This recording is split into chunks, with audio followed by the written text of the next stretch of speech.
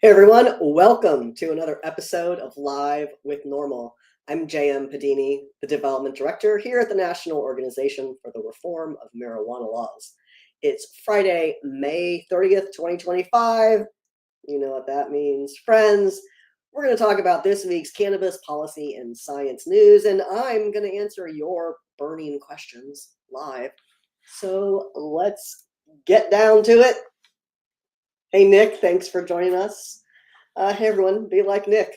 Take a quick second, drop a note in the comments and let me know where you're watching from. And take a quick second to hit that like, follow, or subscribe button wherever you're watching so you never miss when Normal goes live.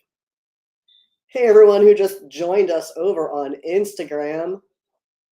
Good to see you there. Good to see you there. Let's see what's going on. See what's going on.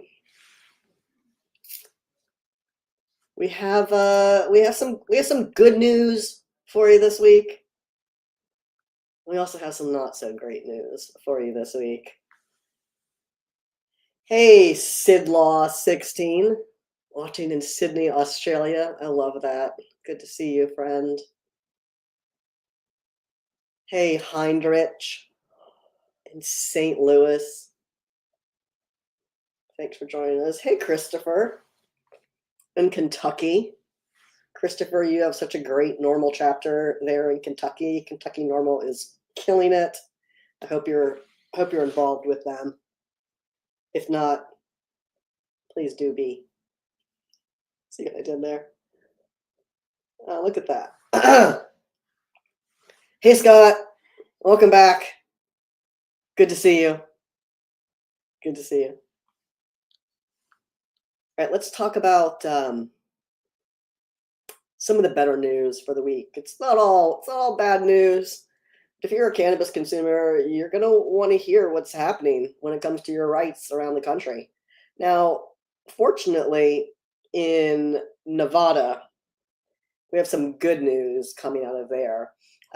This week, lawmakers sent the governor a bill, Assembly Bill 107, that will provide an exception to this automatic ban that's currently in place for those with past marijuana convictions when it comes to being able to be a foster parent.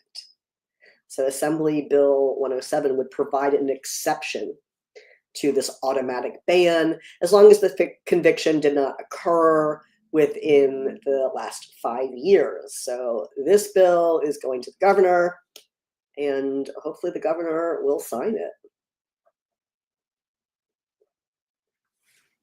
Hey, Mike in Anaheim. Good to see you, friend. Good to see you. So good news there in Nevada. I'm going to go ahead and drop the link to that article in the chat for you all. Unless you're on Instagram, can't send you links there. Sorry, but you can find this story and all of the stories that we're going to talk about today on the NORML website at normal.org. Some of them are going to be right there on the front page, and then some of them you're going to head over to the news section to see them there. Of course, I'd be happy to just send these stories to you. NORML News of the Week comes out on Thursdays, and all of these are in that. And NORML's Weekend Weed Read comes out on Saturdays, so there's still a chance for you to sign up and get your copy of the Weekend Weed Read. You're just going to head to normal.org/subscribe, put in your email, click the Weekend Weed Read box, and then it's yours. You'll get it tomorrow morning, sometime between 9 and 9:15 Eastern time in the morning. So do that. And of course, if you just go to the NORML website, it's going to be right there in the top corner. It's going to say subscribe or something like that. But for those of you everywhere other than Instagram, I'll be dropping that link in the chat for you right now. Hey, Samuel. Samuel You got your normal membership card in the mail this week. First of all, you're welcome. Second, I I didn't even notice that I was mailing you one, or I would have written something on the envelope. I probably just slapped a stamp on it and shoved it in the mail. Got to pay closer attention. Oh, good notes, good comments from Samuel, who says, become a member while you're there on the NORML website. Hey, Ryan, happy Friday to you. Welcome back, friend. All right, let's get into the, thank you, Samuel. Let's get into the less than exciting news, we'll say. Some other states have made some other choices, not quite as good as Nevada has, and we're going to talk about those. So first we'll talk about Texas. So we talked about this last week, and I feel like we've been talking about this for weeks now, how in Texas, Republican Attorney General Ken Paxton is suing localities to prevent them from enacting or to force them to repeal local marijuana depenalization measures. Now, a number of localities have already enacted these measures because voters approved them, and a number of localities had done so a few years ago, and then there are localities that are looking at implementing recently approved measures by voters. And this week we're seeing another city, this time Denton.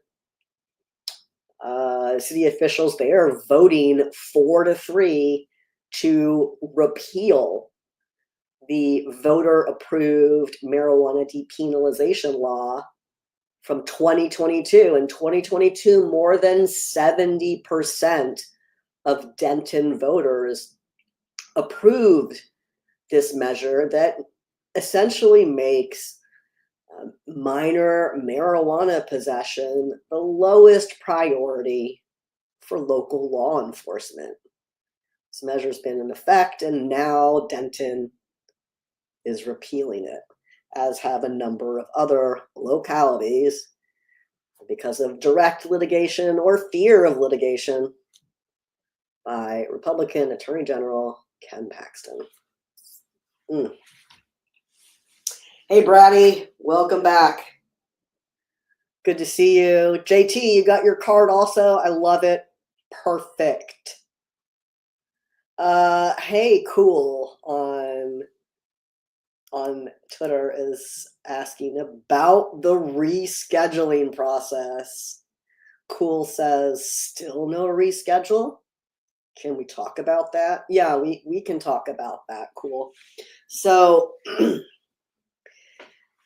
there is an administrative process that was initiated during the Biden administration that is specific to moving marijuana from Schedule 1 to Schedule 3.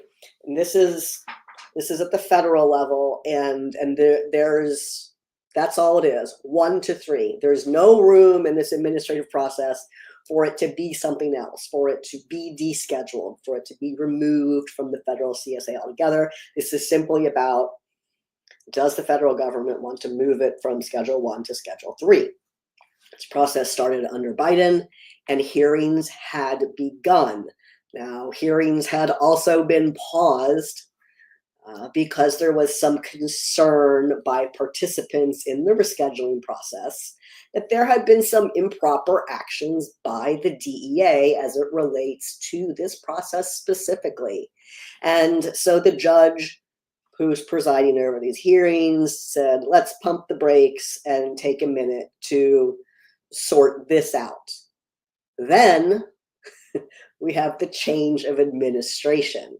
So the Trump administration comes in, and as is entirely regular when a new administration takes over, processes like this that are already happening are typically paused. So they were, and it's still in that it's still in that sort of pause. Nothing's happening with the rescheduling process at this point. It's just in limbo, if you will. Cool. So if something happens, you're going to hear about that from us, of course. We are involved in that process, but there's nothing happening right now. Hey, Lumpy, happy Friday to you. Christopher makes a great point here. Christopher says, there seems to be a trend unilaterally opposing the will of voters. And Christopher is right. Not only are we seeing this in Texas at the local level, but Christopher, we're going to talk about this next story in Nebraska, where you'll see something really incredulous. All right, so Nebraska voters approved measures that excuse me, would legalize medical cannabis. And they did so at the ballot box this past November. There's 2 ballot measures that voters approved that legalize medical cannabis, both the possession and use of medical cannabis, and then the legalization of medical cannabis regulatory systems, so that there are dispensaries that patients can go to get their medical cannabis. So 2 measures, voters approved these measures, 70% of voters. So it passes big, 70%. But despite this overwhelming public support, lawmakers have essentially filibustered this measure. There was a bill, LB 677, that would have stood up the medical cannabis program, created the regulatory framework for production and dispensation of medical cannabis in Nebraska. And lawmakers killed it. They killed LB 67. So yeah, exactly what we've been talking about, where lawmakers are treating cannabis consumers like targets, not like constituents. 70% of voters said yes to legal medical cannabis in Nebraska, and the legislature is doing everything it can to make sure that they don't get that.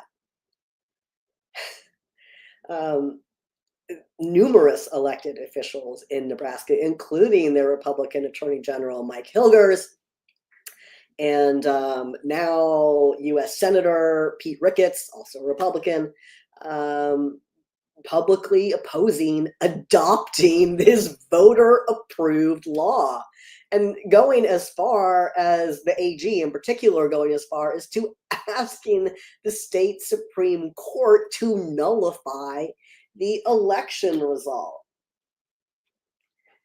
So when we tell you, pay attention, your rights are under attack across the nation, we're not exaggerating. Look at this. Voters said yes, legalize medical cannabis. And the Nebraska legislature said, but we have other ideas. Maybe not. It's not how it works. It's not how this works. Oh, man. Brian, I see your comment.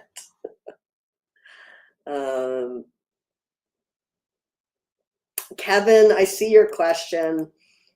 In short, I don't know the answer. I would have to look at this more specifically. So Kevin says in Alabama, they just passed HB 445 to make hemp illegal. My guess is that it's going to be really specific to intoxicating hemp products, not just hemp unilaterally, but nonetheless, I see what you're getting at.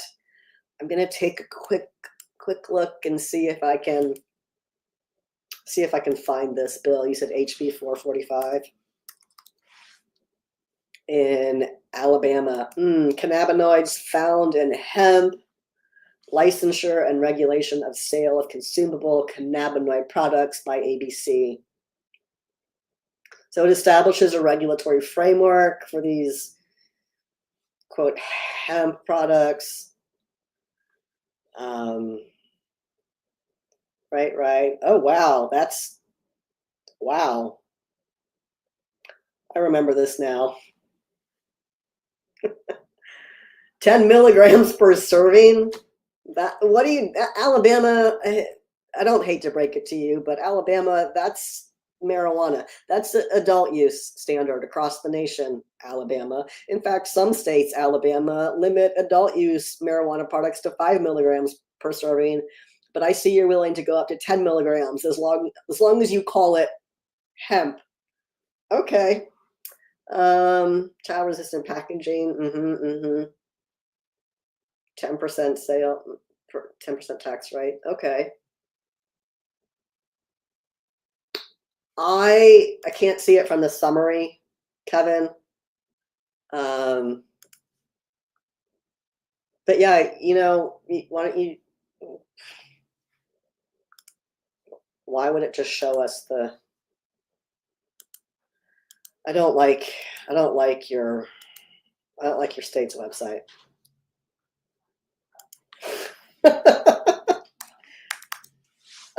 Here it is. Let's see if I can maybe get to the bill text. Enrolled. Let's see. I'm not seeing anything specific to possession so far. It doesn't mean that it's not in there somewhere, but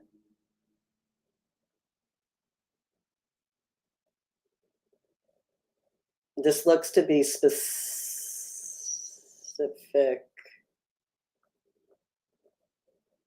to distribution. Yeah. I see restrictions on distribution. I haven't seen anything on possession yet. Again, this is just a cursory glance that I'm doing right now. But you're welcome to email us and ask your question again, and then I can go through this in a little bit more detail. My guess is that that's not within the scope of this legislation. It does look like everything is about sale and retail.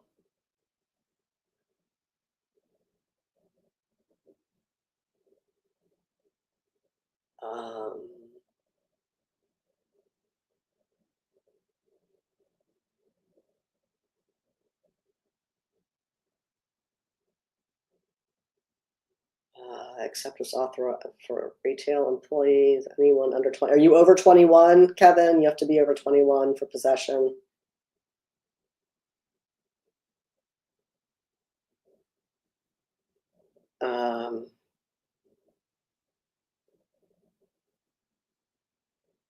That's what I'm seeing so far.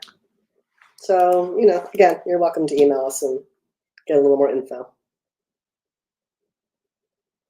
JT says, I heard or read something about Reds. I assume you mean Republicans wanting to completely kill all legalization because it's not federally legal. Have I heard this? I haven't seen anything specific to that. But we are seeing plenty of Republican legislatures take action to thwart the will of voters, and we're seeing actions in Democratic-controlled states as well.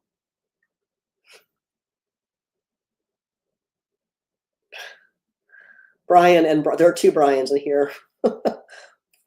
First Brian about judges. I see your comment.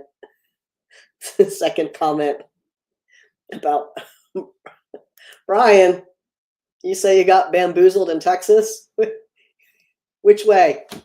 Which way? I hear that in Texas they're arguing now over the proposed amendments to the hemp ban bill, and that the House refused to sign off on the Senate's changes. So those two bills are going to go to conference now. One thing I do like about that is the addition of chronic pain as a qualifying condition to teacup. That was one of the compromises, that if this bill were going to move forward, that the teacup bill would have additional components to it. So that's good. And the ability to have additional satellite locations for patient pickup. But tell me what part you don't. Where's the bamboozle for you, Brian?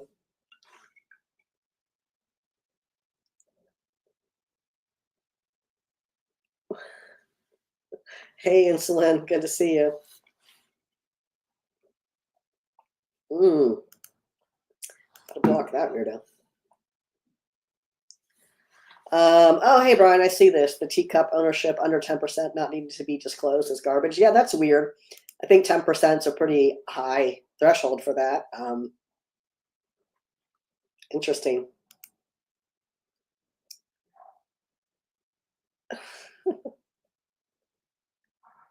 Thank you, Brian. Kevin, Brian believes that your possession is still fine in Alabama. Hey, Bentley.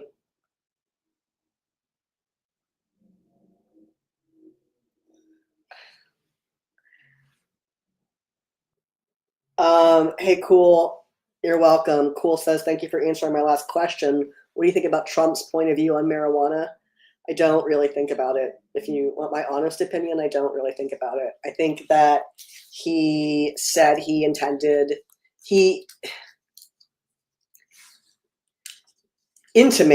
that he intended to support Amendment 3 as a Florida voter.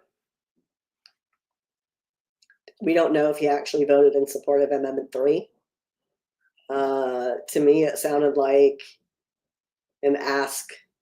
It sounded like a sort of warning shot, like, hey, I think this could be okay. Do you want to give me money? That's what it felt like. But we don't know if he actually voted for it. And he hasn't done anything at the federal level. He hasn't done anything since taking office to get the rescheduling process moving again. We're not seeing a call from him for any legislation looking to either provide banking to the industry or to repeal cannabis prohibition at the federal level. Those are the sorts of things that would be meaningful. Restarting the rescheduling process with an endorsement of rescheduling, calling for a bill like safer banking, or voicing his full support for it, or voicing support for a bill to remove marijuana from the Controlled Substances Act. We haven't heard anything on states 2.0 either. So those are some things that the president could do that would be meaningful in cannabis policy. Absent doing those, I don't have much to think about it because he hasn't really done anything.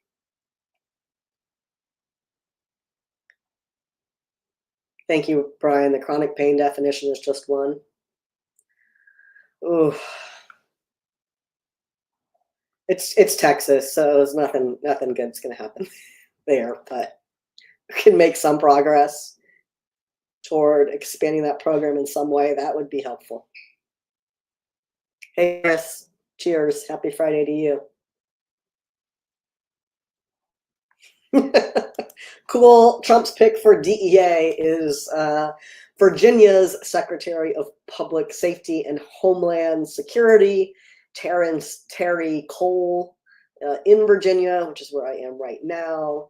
Our cannabis regulator, the Virginia Cannabis Control Authority, is an independent authority, but the secretariat under which the agency would technically fall is the Secretary of Homeland Security and Public Safety and Homeland Security, Terry Cole. When Terry first took over as secretary, he made some kind of weird post on social media about going to the CCA and something like, don't ask me what I think about this. You know where I stand on marijuana. As it was weird. It was a very antagonistic thing for a secretary to be posting in regard to one of the agencies to which it sort of oversees. So strange, but otherwise he hasn't interfered with the standard operations of our medical cannabis program in Virginia. So he has said, he has made some on the record statements. He has been asked about cannabis since being tapped to lead DEA. He has made some on the record statements, but they don't really amount to much. There's a lot of words that in the statement, but they say very little, essentially saying, oh yes, I understand that there's a rescheduling process underway. I want to look at that more closely and see what the evidence says and listen to experts on this. But again, who are those experts, and does he really intend to look at the evidence that has been provided to the federal government that is in support of HHS's recommendation to reschedule cannabis? Again, he made a statement, but it doesn't really say much. It doesn't say anything other than I'm going to look at it. So, more nothing burgers from this administration. Brady, I see your comment and I'm laughing. Yes. Yeah, yes, Chris, I also will laugh at that. Brian. Oh, Brian's.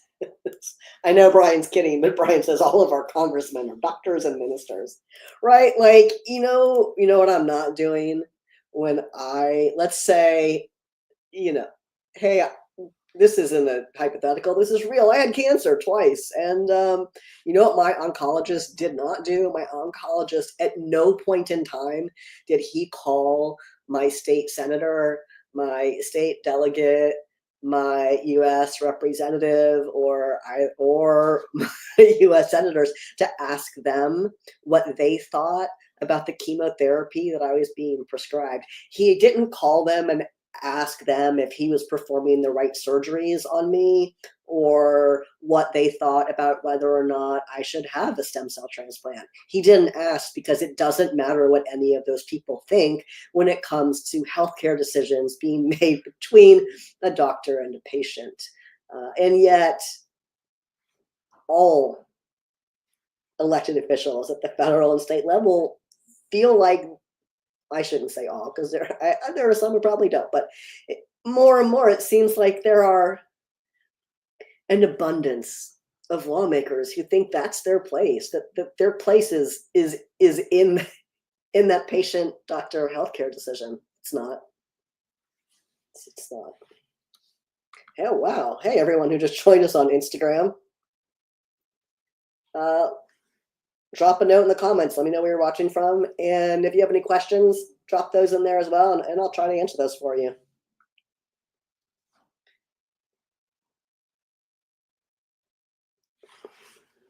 Nick, part of your comment is cut off here. I can't wait to what from the beginning.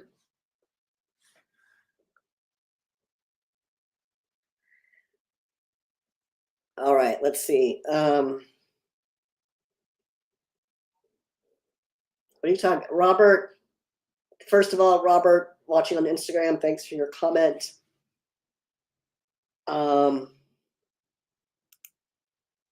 Is this the Texas bill? Is Texas SB3?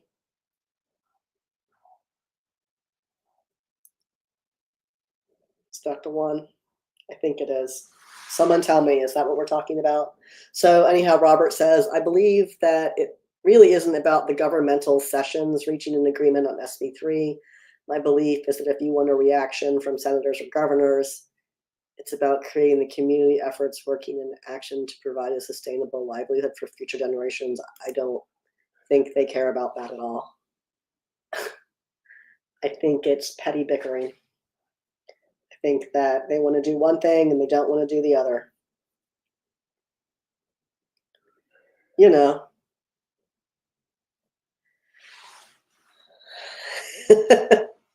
Chris. Yeah, I don't think Abbott's going to veto. Hey, John. I don't think John says Greg Abbott must veto SB3. I bet he's not going to. I bet he's not going to.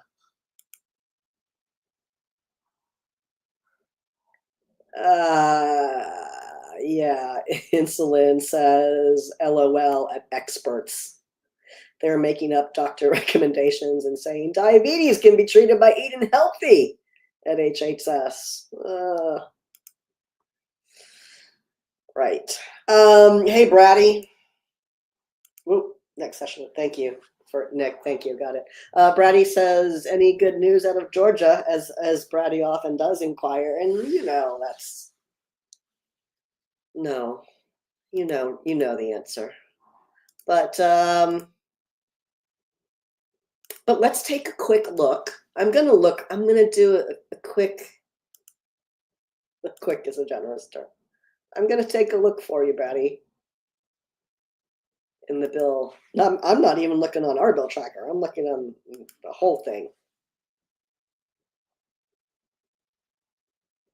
Yeah, I see that we still have the Putting Patients First Act in the Senate did cross over. So good job. I guess if it didn't cross over, then that's the end. What do you know about that, Braddy? I see introduced with little action. I see in committee. If they're in committee, can they still cross over in Georgia? How's your session work? But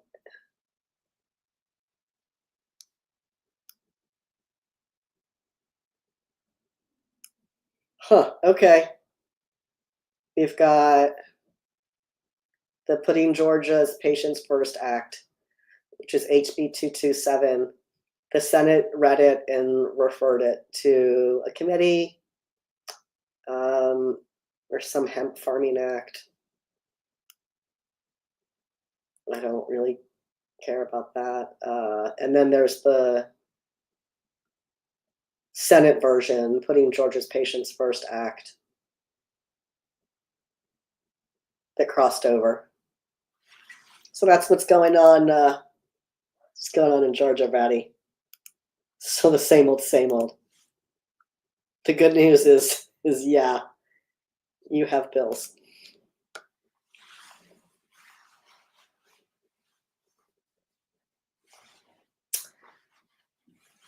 Oh, I don't know what those are, but all right.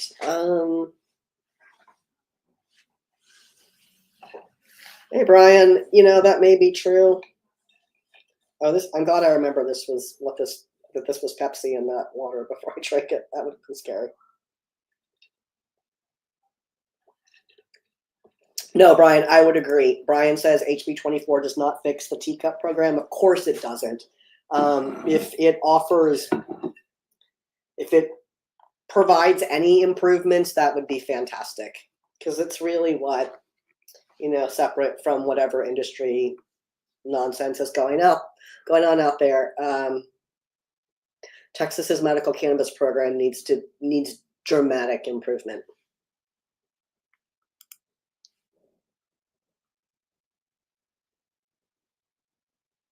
Hope it's very cloudy where everyone is today, Jeff. It is very cloudy where I am, I can assure you that.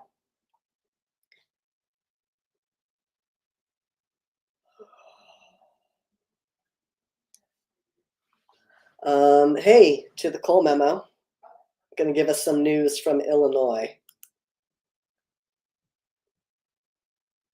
The Cole memo tells us this. Why won't it show your comment? There we go.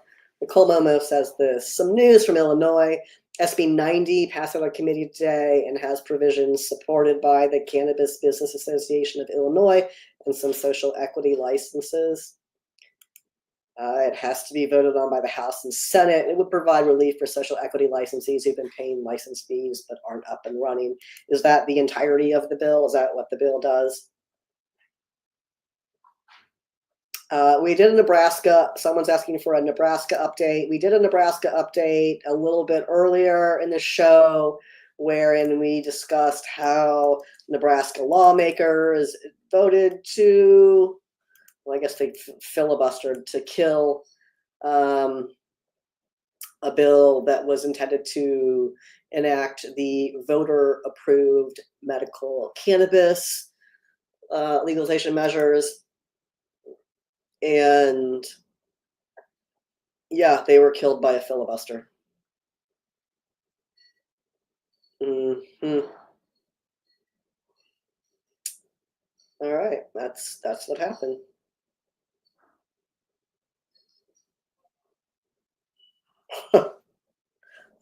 Hanson. Which one is Hanson?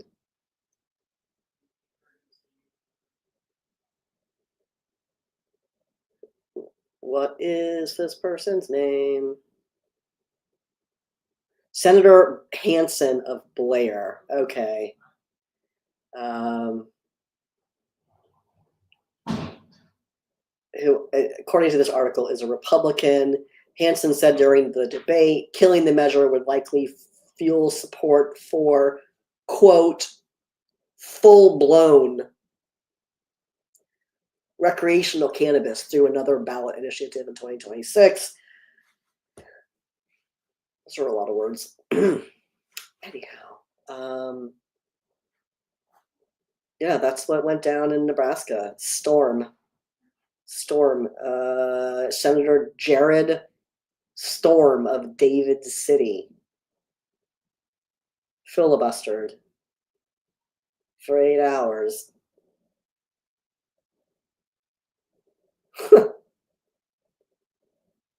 Neat. The other 22 Republicans appeared to be swayed by Storm's filibuster, in which he cited ongoing legal challenges from Nebraska Attorney General Mike Ilgers. He also complained about the bill's origins and growing concerns over potential recreational legalization as reasons to kill the bill. Neat, Nebraska. That's what's happening in Nebraska. I know, Kevin. Kevin says at least Texas has a medical cannabis program. Alabama approved ours 4 years ago, and we still don't have it.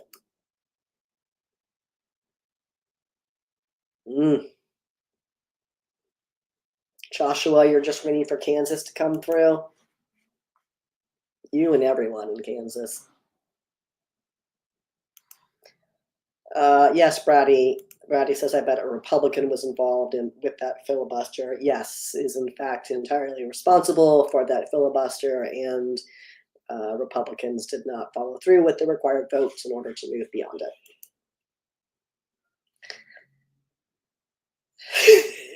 I see your comment, the Cole memo. I see that.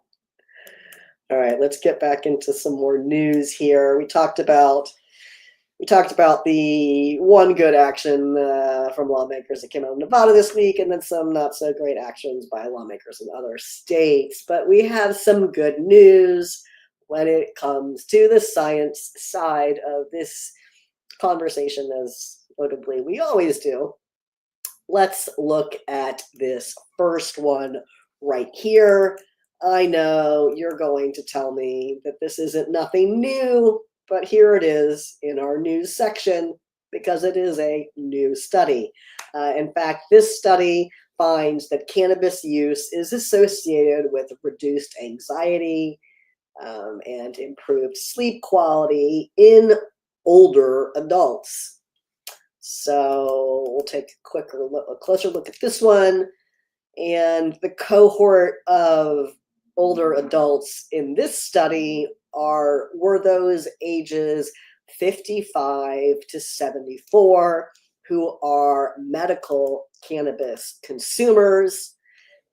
These investigators are affiliated with UCF, University of Central Florida, and researchers reported that cannabis use was associated with reductions in pain, depression, and anxiety, as well as improved sleep quality. They go on to say that subjects' improved sleep was directly related to their reductions in anxiety, the study's authors determined. Yeah, they say the results of this study contribute to a growing body of research evaluating the utility of medical cannabis for older adults and serves to help inform moderate use guidelines for this population. Hi, Jay, in Minneapolis.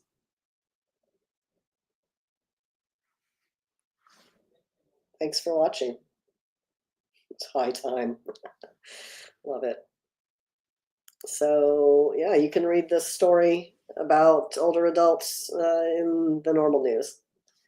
Next up, we have, oh, Brian, I have a, thank you for asking, and well, we'll just do it right now. How about that? I have to open up this email to read the full context of it because we did talk about that this week. So there's a study from UCSF that talks about cannabis and heart health, and CNN reports on this, and then everyone else sort of follows suit. CNN says, quote, smoking weed and consuming THC-laced edibles linked to early heart disease.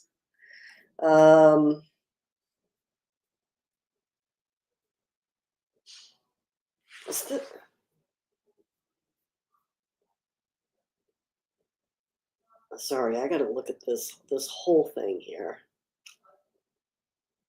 Here's some comments, and so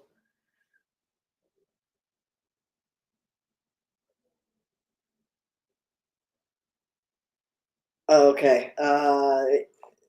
There's a scientist that one of our colleagues reached out to, and his response was the epidemiological data don't support a problem, nor does this person's review. And he goes on to say the issue here likely relates to smoking rather than cannabis itself. And he says, I don't recommend smoking. So actually, there are more to this. We have a few emails going around here that talk about this. And here's, I'm going to read you Paul's response.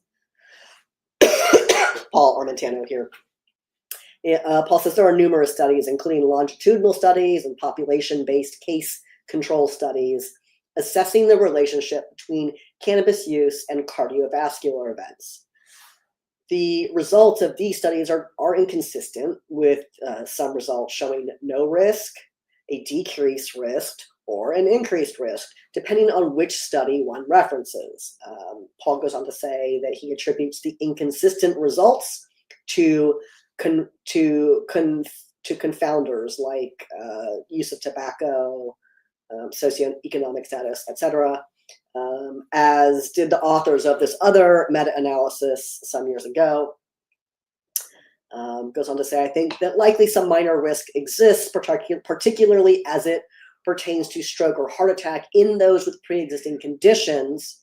And we, meaning NORML, express this caution on our website.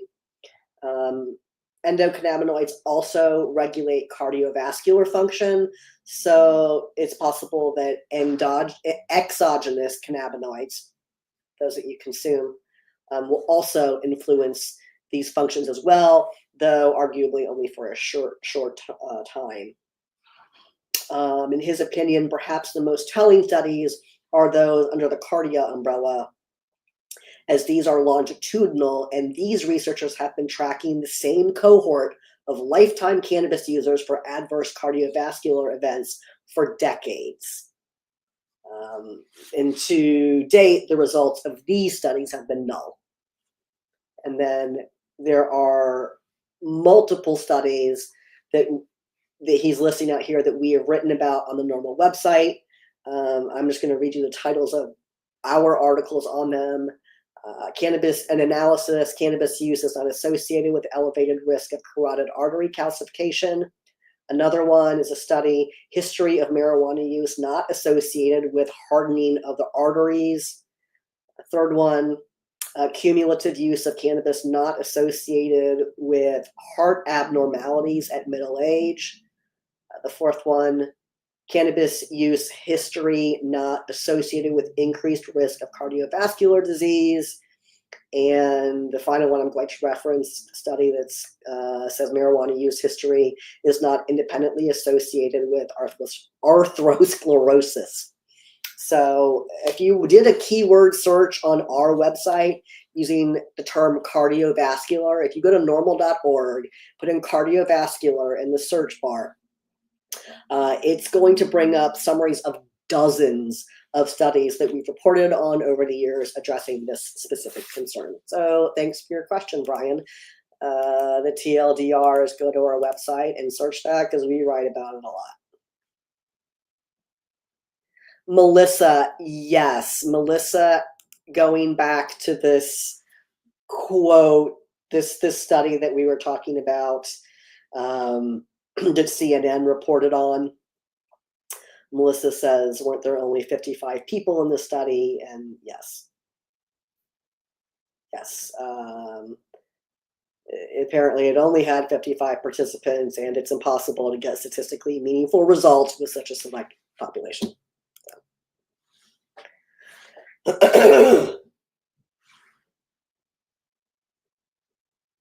Oh, Steve, glad to hear that. Glad that your ablation helped.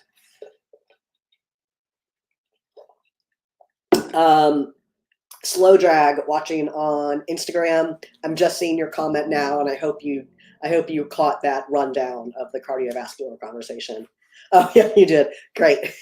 A few of you were asking that question, as a few of you have been asking questions about that by email as well this week. Thank you for those. What else? We talked about older people. Let's talk about younger people. So as you all know, presumably, Canada enacted legalization nationwide. The whole country has legalization in effect. In Canada, there are different ages by province. So in some provinces, the legal age is 19, while in others it's 21. There may be other ages as well, but there are ages, and it's not uniform amongst provinces. But nonetheless, researchers took a look at what happened in Canada with hospitalizations related to marijuana, both before and after legalization. It turns out that the legalization of the adult use marijuana market in Canada resulted in a significant decline in the rate of underage youth, underage people, who required hospitalization for marijuana-related incidents. So there was an increase in marijuana-related hospitalizations for youth prior to legalization in Canada, and then following legalization in Canada, there was a significant decline in marijuana-related hospitalizations for youth, for young people who are underage, under the legal age in Canada. I'm going to open that one because they actually say a little bit more. There's a good comment in here from the researchers of the study. The study authors concluded, quote, "The results suggest that cannabis legalization may prevent such increases for at-risk young people in regions pursuing cannabis legalization." This is something we talk about all the time here at NORML. Preventing access by those who shouldn't have cannabis is better accomplished by putting it behind an age-verified counter. Canada says, case in point. That's right, Chris. Go Canada. Kevin, you're moving to Canada. They might take you. Chris says, seriously, can someone show that to the governor of Texas? I mean, yes. Would he read it? Or would he be mad that it's Canada? I used to get that here in Virginia when I would get demands from Republican lawmakers in the General Assembly to show them the studies. And I would, and then they would say, no, but do you have a study from America? Do you have a study from a US university? Because research only counted if it was done in the US. Wild. Okay. Two more quick things to go over with you for this week's news. I really like this one. It's interesting. It's pretty easy to understand how, why this is the result. But there was preclinical research done. My voice is leaving the building right now. Okay, so preclinical data finds, quote, compelling evidence that CBD offers a, quote, comprehensive treatment approach to Alzheimer's. Study was done in Spain, and CBD treatment is neuroprotective and is associated with improved memory in preclinical models for Alzheimer's disease, according to data published in the journal Alzheimer's Research and Therapy.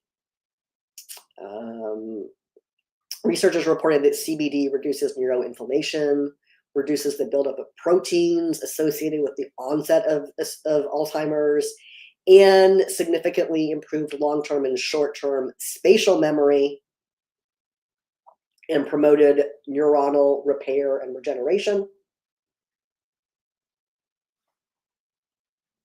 I'm reading this. The study's authors concluded, quote, these data present CBD as a potential target to combat not only molecular deficits in Alzheimer's disease, but also cognitive impairment, offering a promising therapeutic approach that could potentially slow disease progression and improve quality of life for Alzheimer's disease patients. You can find the full text of this study on the NORML website in our news section, and you can get additional information on cannabinoids and Alzheimer's disease in our publication. Here it is. Oh, a second. Clinical Applications for Cannabis and Cannabinoids, a review of the recent scientific literature. It's available in softcover form in the NORML web store at store.norml.org. It's also available in electronic form as an ebook in the Amazon Kindle store. And then you can read each and every section of this book in our marijuana research library on the NORML website, as well as download PDFs of each section. So let's say you want to share information on ALS, the ALS section, you can download that in its entirety and share that with, I don't know, like your healthcare provider or whoever it is you think wants to know about that. There's a section on cancer. This isn't an A to Z of everything that cannabis may be useful for. This is an executive summary of the latest research on cannabinoids. Clinical applications specifically. Let's see. We have a section on Alzheimer's, on ALS, on autism, and chronic pain, diabetes, epilepsy, fibromyalgia, GI disorders, cancers, hepatitis C, HIV, Huntington disease, hypertension, incontinence, MRSA, migraine, MS, Parkinson's, PTSD, pruritus, rheumatoid arthritis, sleep apnea, and Tourette syndrome. So, you're welcome, Kevin, for the answers.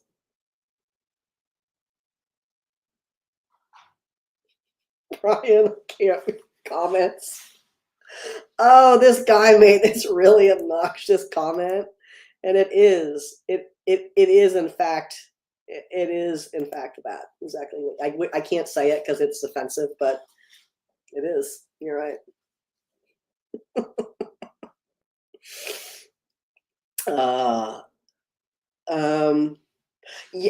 Coral. Hi, Coral on Instagram. I see your question. The downloads of this are free on the website. The sections, the downloads of each PDF.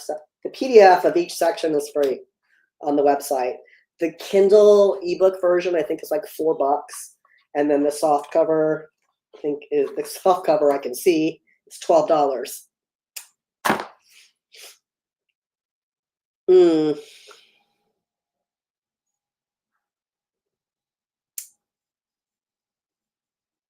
Could you, hey, Stay Free ATX, could you possibly ask for some advice as someone with undiagnosed epilepsy? You can ask. I don't know if we can provide any advice.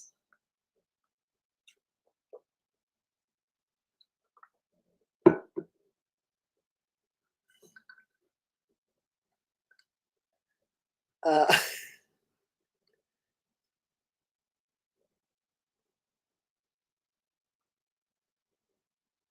you've been trying to get a certification through Teacup. Got it. Hmm.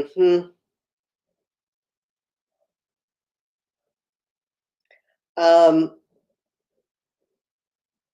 Wade, I see your question.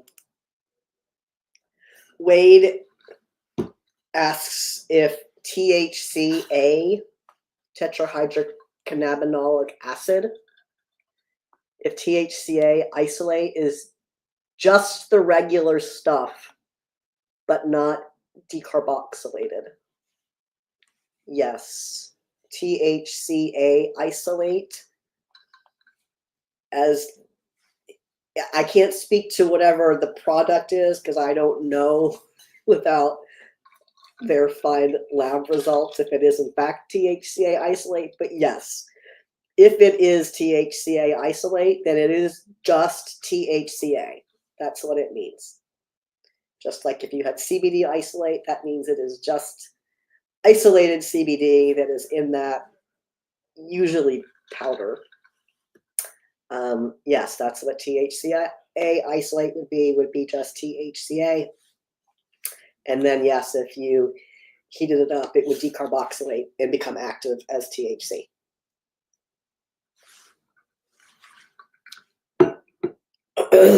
I don't know about tobacco plants and nicotine. And then we have one last science article for you this week. Marijuana legalization is associated with declines in prescription drug expenditures. Let me drop that in here for you. Researchers who did this study identified pronounced declines in prescription drug expenditures among enrollees of small group insurance plans. Let's see if there's anything else to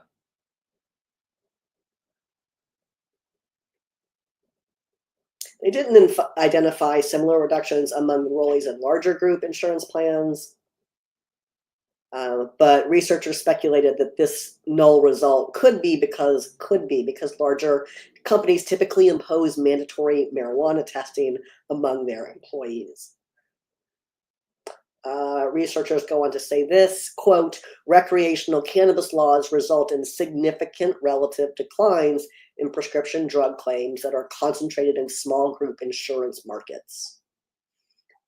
They say the legalization of cannabis offers a potential substitute to traditional prescription drugs and alternative methods for health maintenance. I'll go on and remind you all that the study's findings are consistent with those of others, concluding that marijuana legalization is associated with lower healthcare premiums and reduced Medicaid spending.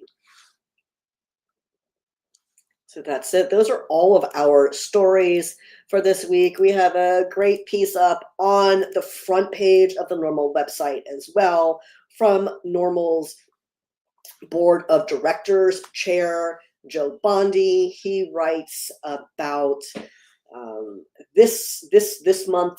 How do you say that? This month is AAPI Heritage Month, and I'm probably saying that wrong, so give me a second. So I say what the actual month is. Yes, AAPI Heritage Month and Jewish American Heritage Month. Those are celebrated in May. And Joe writes a great blog this month called United in Reform, celebrating Asian American, Pacific Islander, and Jewish cannabis trailblazers. You can check this out on the front page of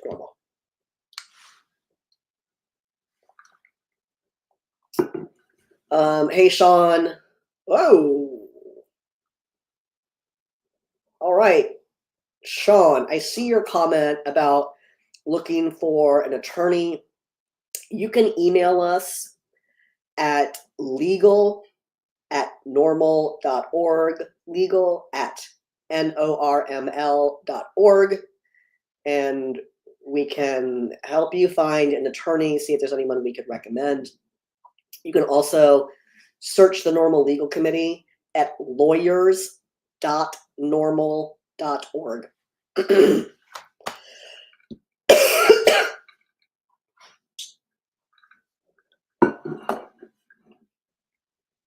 Oh, let's see how long my voice lasts. Oh, hey, Cheryl. What's going on with Texas and legalizing cannabis? Nothing is happening with that in Texas. Texas is fighting right now.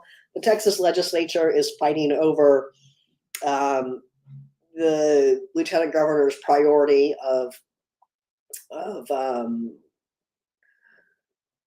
criminalizing intoxicating hemp products, and there's sort of a battle right now between that bill and the bill that's intended to improve the medical cannabis teacup program. They're kind of at odds with each other. Anyhow, those bills are going to go to conference. But that's really all that's going on in Texas right now, other than the lawsuits by Ken Paxton, your Republican Attorney General, that are forcing localities to repeal their marijuana depenalization ordinances that voters in those localities approved. Nothing good is happening in Texas right now. Hey, Stuart, I see your question here. When will NORML start focusing on personal cultivation in medical states? Some years ago, many years ago, is when NORML started doing that. We focus on this every year. There are bills that look at this, and some states are better at it than others. Oh, you're in Kentucky. Great. Thank you for clarifying that you are in Kentucky. So Kentucky just passed medical cannabis. Was not at all surprised to see personal cultivation not included in that legislation. I'm in Virginia, and personal cultivation was not at any point included in medical cannabis legalization in this state. However, when we enacted adult use legalization, we were able to pass personal cultivation as well. You may be able to add that as a component to your medical cannabis in Kentucky. You may be able to do that with subsequent legislation. It also might be a bridge too far for your very conservative legislature. So it's not so much about whether or not we prioritize that. It's about the reality of your legislative makeup. And if your state, like Texas or a number of other states out there that are conservative controlled, if your state has a legislature that's primarily made up of people who don't support that policy, that is largely going to be next to impossible to enact that. That's why it's so important that cannabis voters remain informed about who's on their ballot and how the people that are currently representing them are voting and are speaking on cannabis. We have all of this information for you in our cannabis voter guide. It's called Smoke the Vote, and you can find that at vote.norml.org. Make sure you know before you cast your vote. I'm going to put a link to that in the chat for everyone. And then I see your next comment. You talked to NORML leaders in Kentucky, and have you been talking to Lauren? You said she. She is not wrong. Lauren and Matt really have their fingers on the pulse of the Kentucky legislature. And if she's saying literally what I just said, according to you, Stuart says, when I talk to the NORML leader in Kentucky, they tell me for years it just won't happen. She tells me it's just the wrong people in office right now. She is not wrong. You can't elect people who suck on cannabis policy and then expect to get great cannabis policies. Now, I'm not saying you personally voted for people that are terrible on cannabis policy, but your state as a whole. That's what happens around the country when you elect people who aren't good on cannabis. So the good news, Brian, I see your comment. The good news is that you are making progress in Kentucky. You have a really amazing NORML chapter there of people who are serious about this work and really understand the makeup of your legislature and what's possible. So pay attention to what they're saying. And, they're very communicative with us. We work very closely with our Kentucky chapter. They're doing good work. And if there's a possible way to secure more freedoms for medical cannabis consumers in Kentucky and adult use consumers, I have no doubt that they will prioritize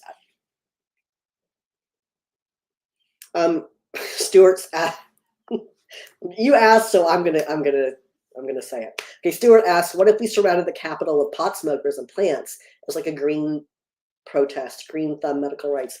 It's gonna get some people arrested. It's not gonna change public policy though. That's my hot take on that. As someone who does this sort of work every day and has for 10 years, I don't think that's an effective strategy at all.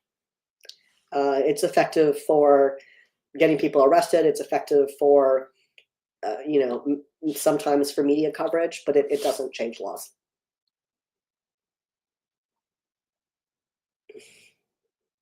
Yes, exactly, Wade. Elections have consequences.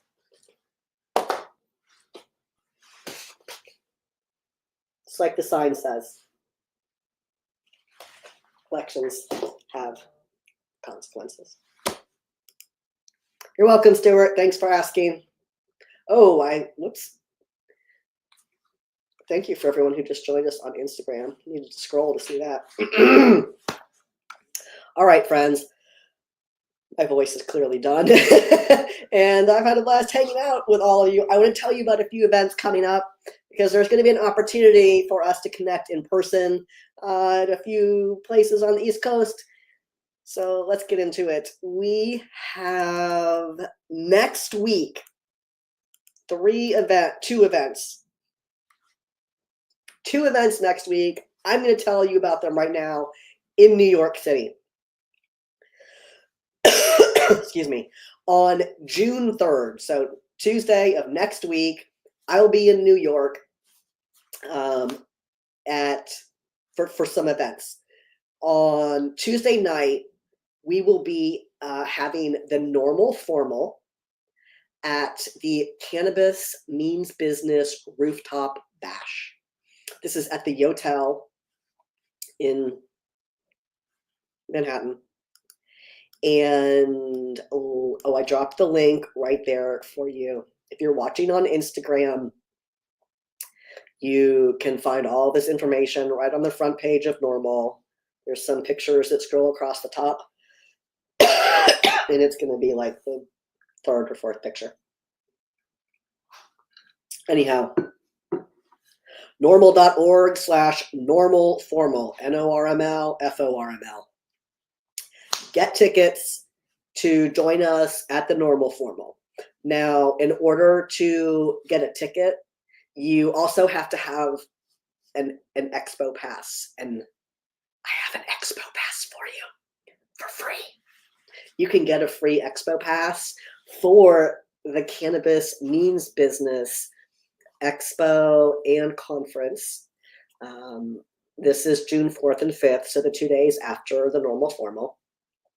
You can get this free exhibit hall pass, or you can save 30% off of upgraded conference passes when you use the code NORML25, NORML25, at cannabismeansbusiness.com. So get your free expo pass.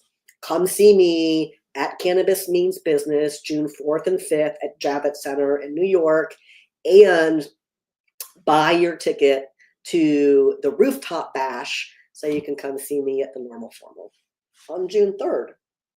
Tuesday. Formal. Yes, Wade, exactly. Just like that. Formal. F-O-R-M-L.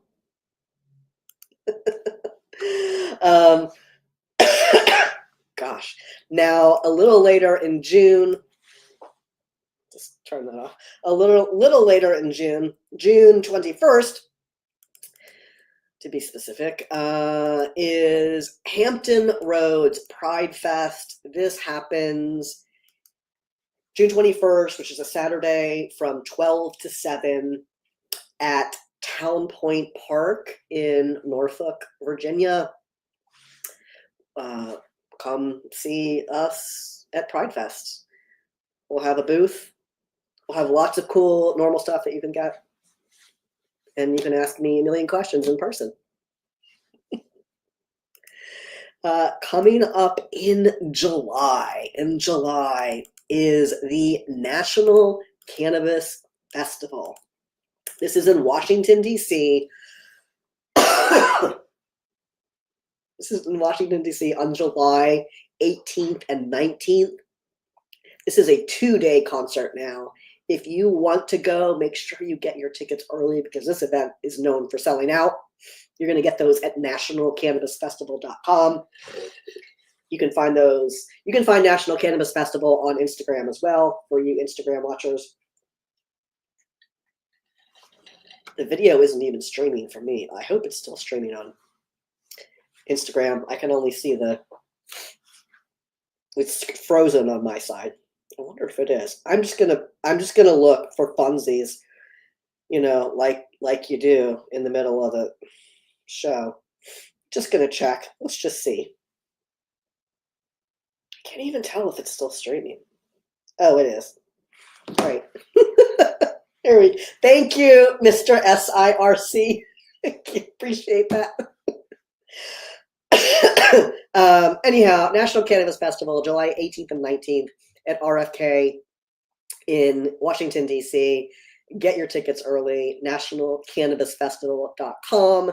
I'm honored to have served on the advocacy committee since the inception of National Cannabis Festival, and NORML's proud to continue supporting this event.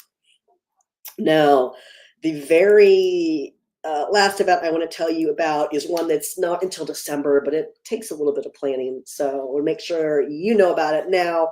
This, of course, is the 2025 NORML Key West Legal Seminar. It is happening at the Hyatt Centric Key West, December 4 through 6. And you can get full details at norml.org/Key West.